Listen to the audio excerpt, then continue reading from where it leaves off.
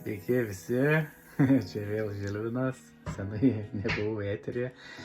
Tai šiandien vėl kalbamės apie pirtis ir tokia tema, svarbi tema iš tikrųjų, labai svarbi. Tai yra alkoholis.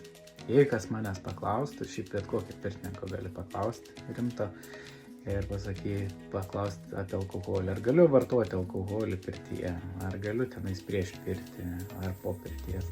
Šiaip niekas net nerekomenduotų tokią dalyką, nes pirtis, kaip žinom, yra apie sveikatinimąsi, o alkoholis yra prie degradacijos priskiriama. Toks, tai jau turėtų būti aišku iš karto žmonėm, kaip alkoholis derinasi su pirtėm. Tai va, šiandien laukiu vyro, pasiruošęs truputėlį, arbatėlių, vandens. Tai va, grįžtant į temą apie alkoholį, tai alkoholis iš vis kaip produktas, jisai apsunkina labai mūsų kūną. Nedideli kiekiai, tai nekenksmingi, nes nedidelis kiekis mūsų organizmas, žmogaus organizmas gan stiprus, jisai labai gerai susitvarko su viskuo. Tačiau pirties metu tai yra kaip rąstas ant kelio.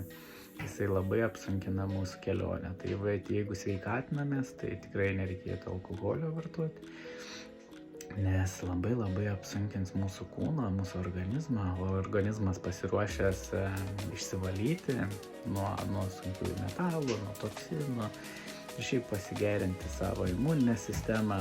O čia dabar mes nuodą užpilam į vidų ir kuris naikina nervinę sistemą, širdies sutrikimai, paskui kepenų veiklą, hormonų veiklą, viską gadina vienu žodžiu. Tai gaunasi toks nebesisveikatinam, o atvirkščiai dar labiau savo pakenkiam, nes pirties metu mūsų kūnas patiria tam tikrą krūvį išsivalydamas, tai toksai kaip priverstinis, kaip čia angliškai restartas, tai toksai priverstinė tokia kaip jėga dirbti organizmą, valytis organizmą, kad išsivalytų jis kuo puikiausiai. Tai ir mes čia pokšt alkoholio, bam, arba prieš, arba pirties metu, tai ne, šitas tai neveikia tikrai.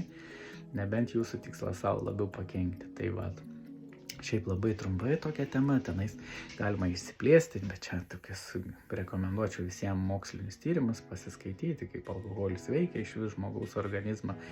Tai sužinosit jau vien, net nereikia, kad į pirtį eiti, kaip jisai veikia blogai, kaip jisai destruktyviai veikia mūsų kūnus, tai ten realiai tik tai sarda. Tai kažkas man buvo, ką sako, alkoholis tinka tik tais varikliam valyti.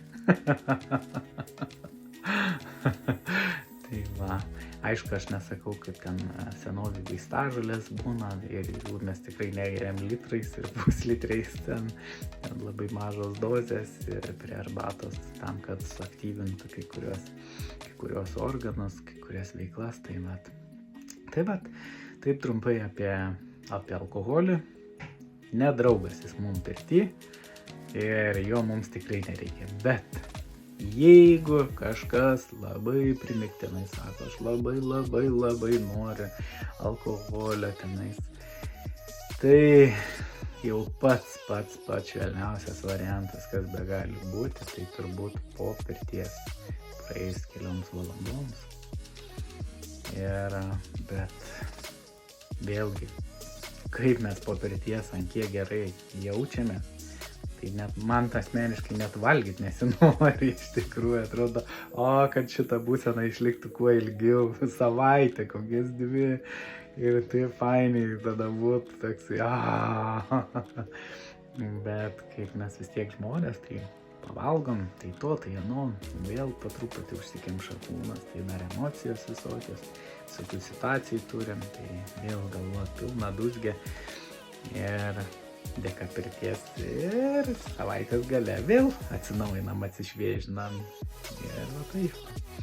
Tai va, ta tema pirtis ir alkoholis, ne draugai ir visai ne pakeliui niekam. Tai va, tai tiek šiam kartui. apie alkoholį. Ir tai jau užsiplėčiau truputėlį, bet tikiuosi patiko video ir iki kitų kartų.